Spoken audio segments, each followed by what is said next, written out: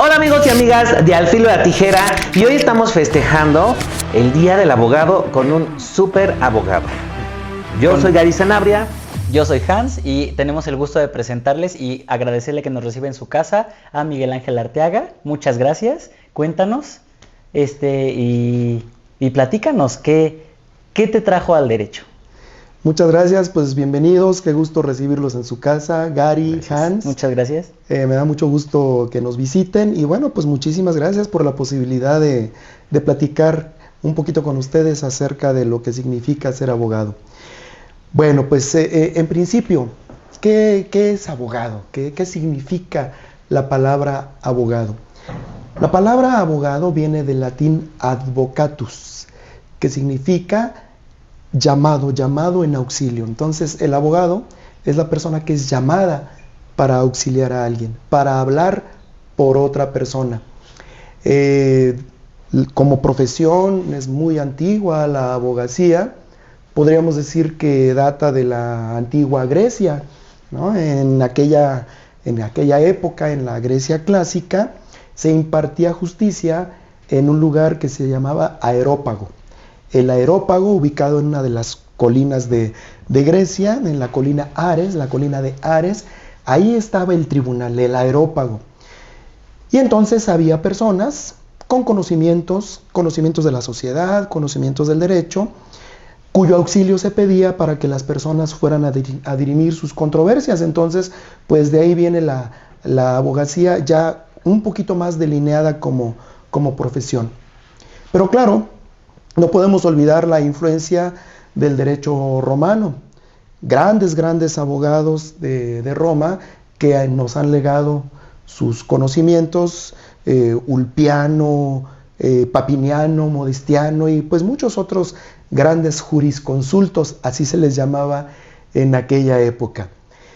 Y bueno, ¿cuándo se empezó a celebrar el Día del Abogado? El Día del Abogado se celebra el día 12 de julio.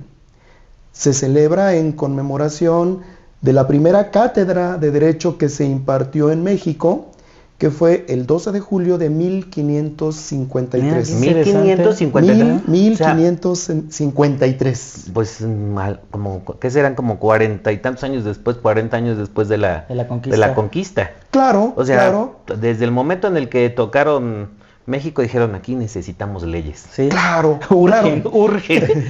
Entonces, mira, su opinión es muy certera y además tiene mucha lógica, porque recuerden que a partir de esa época, pues empezaron a venir de España los hijos de los españoles y tenían que tener un lugar donde estudiar. Entonces se abrió la primera universidad de México, que fue la Real y Pontificia Universidad de México, antecedente de la Universidad Nacional Autónoma de México, que se creó hasta el año de 1910 con Justo Sierra, pero el antecedente remoto de nuestra Universidad Nacional es la antigua Real y Pontificia Universidad de México.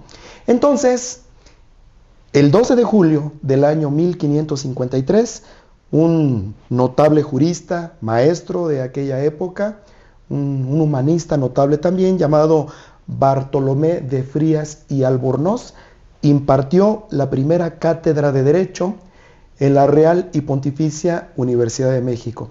Entonces, en conmemoración de ese acontecimiento, es que se celebra el Día del Abogado el 12 de julio. Pero no fue sino hasta el año de 1960, cuando por decreto del presidente Adolfo López Mateos, que se instituyó la celebración anual del Día del Abogado el 12 de julio. En esa fecha. Y estos días realmente, bueno, el 12 de julio, realmente ustedes sí se dan el chance de festejar o siguen trabajando. Bueno, solo se felicitan en corto. Córrele porque seguimos trabajando. La realidad es que cuando el 12 de julio pues toca un día entre semana, pues suele ser, no es un día inhábil, claro. Entonces es un día de trabajo normal para la mayoría de los que nos desempeñamos profesionalmente, pero claro, pues se corren las felicitaciones entre los abogados, entre las personas que están relacionadas con abogados, pero normalmente hay celebraciones celebraciones en las universidades, en todo lo que tiene que ver con la abogacía. Por ejemplo, ya platicaremos en un momentito más, si ustedes así lo deciden, respecto de mi carrera en el Poder Judicial. Se conmemora en el Poder Judicial, se celebra el Día del Abogado, la fecha más cercana, el sábado o domingo más cercano del Día del Abogado. Hay eventos culturales, hay eventos deportivos, en fin. Están invitados también, si nos quieren acompañar. Se celebra con una carrera deportiva, la carrera del Día del Abogado. Ah, sí. Sí, la carrera. Creo que va a ser, ¿cuándo va a ser? Creo que va a ser el 6 de julio, el domingo más cercano. Al 12 de julio este año se va a celebrar con una carrera. Aunque son unos 5 kilómetros. Sí, ya aguanto 5 kilómetros. Ya aguanto 5 kilómetros este año. Oye, Miguel Ángel, y ya a nivel más íntimo, más personal, ¿qué te llevó a elegir la carrera de abogado? Bueno, yo creo que, al igual que el significado de la palabra, abogado, llamado en auxilio de, yo creo que la vocación profesional siempre tiene que ver con tus aptitudes, con tus inclinaciones. Yo creo que desde pequeño siempre mostré una inclinación por la justicia, un poquito la inclinación por hablar cuando me parecía, por interceder por alguien que me parecía por defender. Por defender a alguien, ¿no? Que además el defensor tiene que ver mucho con el abogado, ya veremos en un momento más qué acepciones tiene, pero sí, el hablar en favor o en pro de las personas, en hacer valer el derecho de las personas, como que es algo natural, es una inclinación como que se va manifestando desde temprana edad. Y eso se manifestó pues cuando tuve que tomar decisión. Hubo un dilema importante en mí porque yo tenía dos opciones importantes: estudiar medicina o estudiar derecho. Y no te arrepientes, o sea, si te gustó realmente la decisión que tomaste. No me arrepiento de ninguna manera, al contrario, yo creo que con el paso de los años, 40 años cumplo de egresado de las aulas, he confirmado que hice que fue la lo decisión correcta. Y dentro de este desarrollo, dentro de tu profesión y todas las facetas que has tenido, ¿cuál ha sido la que más has disfrutado? ¿La de docente, la de magistrado? Cuéntanos. Bueno, pues mi labor en el Poder Judicial ha sido muy, muy gratificante, sobre todo porque quiero platicarles que yo entré en el año de 1983 como prestador de servicio social en una sala, la primera sala penal del Poder Judicial del Estado de México. Ahí me dieron oportunidad de cubrir un interinato como taquimecanógrafo en un juzgado penal en Almoloya de Juárez, y a partir de ahí pues se fueron abriendo oportunidades. Fui secretario de un juzgado municipal, secretario de la sala, en fin, toda una larga trayectoria. Prácticamente ocupé todos los cargos de la carrera judicial, hasta que por concurso de oposición fui designado en el año de 1989 juez de primera instancia. Desempeñé el cargo de juez de primera instancia durante casi 10 años, porque en 1998, también por concurso de oposición, accedí al cargo de magistrado. Y ese cargo, por disposición de la Constitución del Estado de México y de la Ley Orgánica del Poder Judicial, es por 15 años. Así que inicié como magistrado en 1998 y concluyó mi nombramiento en el año en el 2013. En el 2013, 30 años. Toda esta carrera siempre la dirigiste al derecho penal, ¿cierto? Es correcto. Entonces, ¿qué te llevó a decidir elegir el derecho penal? Pues yo creo que la vida me fue llevando por ese camino, iniciando porque llegué a hacer mi servicio social en una sala penal. Sí. Después la primera oportunidad para trabajar se dio en un juzgado penal como taquimecanógrafo, y posteriormente las oportunidades laborales se me fueron dando en el ramo penal. Por esa razón pues me empecé a especializar. Ya la práctica me había llevado al ámbito penal, y por esa razón pues ya empecé a especializarme en el derecho penal. Así que hice en el año de 1990 una especialidad en derecho penal, y posteriormente pues fui siguiendo con el tema de la especialización y de la capacitación en la rama penal. ¿Qué es lo que más te gusta de la rama penal? ¿Qué dices? Esto es lo que me gusta mucho de esta rama en específico. Yo creo que todas las ramas del derecho son importantes, pero dado que como dije, la vida me fue llevando por el área penal y ahí me especialicé. El hecho de desempeñarme en el área penal, pues tiene que ver necesariamente con el conflicto penal, con la comisión de delitos. Y bueno, los delitos, al final de cuentas, pues también, o el delito es un fenómeno inherente a la propia sociedad. Claro. Y el hecho de especializarme en el área penal, pues me lleva a conocer de delitos, de casos constitutivos de delito, de todo tipo de delitos. Y el hecho de que pues te puedas desempeñar de una manera profesional con base en mucha preparación, en mucha especialización, pues te lleva a la impartición de justicia con un alto grado de eficiencia si tienes una alta capacitación y especialización en la rama penal, que es muy exigente, es Claro. muy demandante. Oye, Miguel Ángel, y en este ámbito de los casos penales, ¿cuál ha sido que nos puedas compartir uno que realmente te impactara o te dejara algo o que recuerdes mucho? Pues hay muchos casos, yo podría citar varios, pero dentro de los que tengo en la memoria, un tema de homicidio, por ejemplo, muy complicado, que siempre lo tengo en la mente a propósito de las clases que imparto, porque no era muy clara el origen de la muerte de una persona, ¿no? Entonces el establecer a través de dictámenes periciales, en evaluar todas las pruebas que había, testimonios y todo, pues nos llevó a tomar una decisión de condena respecto de la persona que estaba siendo procesada, pero requirió de mucho estudio, con la particularidad de que tiempo después se decidió confirmar, mi resolución fue confirmada en apelación y al final de cuentas el juicio de amparo directo le fue negado al quejoso, lo que me dio la razón y por lo tanto pues me llevó a la satisfacción de saber que había resuelto de manera correcta, pero fue un homicidio muy complicado.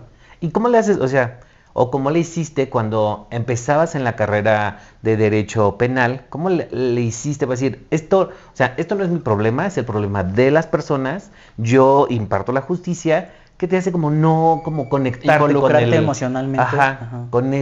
Con cualquier con los caso? casos. Yo creo que no es fácil el poderte desvincular emocionalmente de los casos, pero es necesario. Es necesario que tú pongas cada cosa en su lugar, que los asuntos se queden en el juzgado, aunque no siempre es eso posible. Como juez te puedo decir que muchas veces el asunto te lo llevas a la almohada, ¿no? Una de mis tías es abogada estás, igual y sí, comparte igual eso. O sea, sí, lo estás pensando, ese asunto que tienes que no sabes cómo vas a resolver y lo estás pensando, pero no obstante que le dedicas mucho tiempo a la reflexión y al estudio de cada asunto, yo creo que es muy importante fijar un límite en cuanto a que eso no debe de impactarte en tu vida personal, en tu vida familiar. Puedes reflexionar lo que sea necesario, lo que se requiera, pero no debes quedarte con un mal sabor de boca emocionalmente con el asunto, ¿no? Finalmente es un asunto que tú tienes que resolver y para poder resolver con objetividad tienes que dejar la pasión, Claro. la emoción y finalmente aparte. es trabajo, ¿no? Se queda en el trabajo. Claro. Y porque todos los casos que ves no te generan como un poco de estrés, como de, no sé, el tiempo en el que los secuestros en México estuvieron muy fuertes. No te generaba como, no salgan, no hagan, hijos, por favor, tengan cuidado con esto, tengan cuidado. No te hacía como un poquito más sobreprotector con tu familia, con tus hijos. O sea, saber tantos casos importantes, ¿no? Sí, eso es inevitable. Eso es inevitable. El hecho de que nosotros tengamos conocimiento de lo que ocurre, de cómo está la situación, pues siempre te hace ser más cauteloso, más precavido, de extremar cuidados, precauciones. Y les platico, ustedes conocen a mi hija. Sí. Una de las cosas que siempre me reprochó, se los voy a compartir en confianza, ahorita que estamos solos. Yo nunca la dejé irse a quedar A casa a de otra nadie. casa. Si siempre, papá, vamos a hacer una pijamada en casa de mi amiguita fulana de tal. Ningún hijo está más seguro que en su casa. No, hija, discúlpame, no te puedes ir a quedar a otra casa. Si tus amiguitas quieren venir y quedarse aquí, bienvenidas. Que se queden aquí. Que se queden aquí, pero no te voy a dejar ir a quedar. Oye, papá, pero mira que va a ir fulana, sutana, y que como a ellas sí las dejan, y tú no me dejas a mí. Hija, por favor, compréndeme, no te puedes ir a quedar a otra casa, yo no me siento tranquilo, tu mamá no se siente tranquila. Y ahora que ella ya es abogada y conoce todo este ámbito, ¿te da la razón? Ahora me da la razón. Y ahora ella dice, papá, pues muchas gracias, papás, muchas gracias por cuidarme, muchas gracias por protegerme. Quizá en aquella época yo no entendía y yo me molestaba con ustedes porque no me daban permiso de esto, de aquello, pero ahora ella lo entiende, ¿no? Claro. Y nos lo agradece. Claro, lo que pasa es que uno no sabe lo que tiene hasta que lo pierde, o hasta que crece y te das cuenta y dices, ay, ahora entiendo por qué me decían esto. Claro. ¿No? Y pues y más en el caso de una casa de abogados, ¿no? Porque primero usted, después los hijos. En una casa de abogados, pues sí, yo creo que dices, mejor vamos a llevar todo, o sea, lo más claro posible, lo más recto posible para que todo salga bien y no haya como estos altibajos que llegan a haber en las familias por tanto permiso, por no investigar o por no decir, ¿sabes qué? No poner límite, mejor hasta aquí, hija, porque yo sé por qué te lo digo, Exacto, ¿no? yo sé por qué te lo digo. Claro, claro. Y efectivamente, cuando le dices, yo sé por qué te lo digo, pues eso lo van a comprender, pero muchos años después. Muchos, muchos. Creo que todos los hijos entendemos todo eso hasta que eres adulto. Después de los 30. Después de los 30, bueno. Sí, y cuéntanos, de los abogados, hay muchas ramas del derecho. Tú nos decías, ¿conoces la cifra exacta de abogados que existen en México? Eso sí me encantaría saberlo. Bueno, pues habemos muchísimos abogados. Hay un libro que se llama así, demasiados abogados, ya, y se escribió hace como 50 años, pero hoy se calcula, de acuerdo con cifras del INEGI, se calcula que habemos aproximadamente 450,000 abogados en México, Wow. Hoy en día, más o menos. Y también, ¿dónde se hacen los abogados? Pues en las escuelas de derecho, en las facultades de derecho, las cuales han proliferado ampliamente. También las cifras del INEGI establecen que hay aproximadamente como 2,500 escuelas de derecho, facultades de derecho en el país. Así que hay una gran oferta de estudio para la abogacía. Consecuencia de ello es que existamos muchísimos abogados, pero recomendable siempre es que las personas elijan muy bien el lugar donde quieren estudiar derecho. Para ti, ¿cuál es la mejor escuela en México? Es una pregunta difícil. Yo creo que hay escuelas, facultades, universidades muy prestigiadas. Me gustaría no mencionar nombres para que no vaya en demérito. Pero por la vinculación que mi familia tiene con estas universidades que voy a mencionar, sí las mencionaré. Yo trabajo en la Universidad Anáhuac, trabajo en la Facultad de Derecho de la Universidad Anáhuac. Por el hecho de que yo trabaje ahí, pues yo puedo recomendar ampliamente a esta universidad. Sin embargo, mis hijos estudiaron Derecho. Mi hija, Ana Verónica, estudió Derecho en la Facultad de Derecho de la Universidad Panamericana, la UP, una excelente escuela.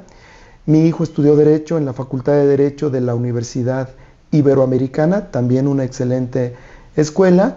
Y bueno, pues hay muchas más escuelas altamente recomendables. Bueno, pero claro, yo traigo puesta la camiseta de la Anáhuac, así que... Claro. Que Oye, hay que echarle Miguel Ángel, porras a la Anáhuac. ¿y las leyes es tronco común en todos los países o cada país tiene su ley? Cada país tiene su ley, cada estado tiene su ley. En realidad, de los sistemas jurídicos, de las grandes familias jurídicas, marcan líneas de principios, pero a partir de esas grandes familias del derecho, cada país tiene su propia legislación. ¿Y un abogado podría defender a otra persona en otro país mediante sus leyes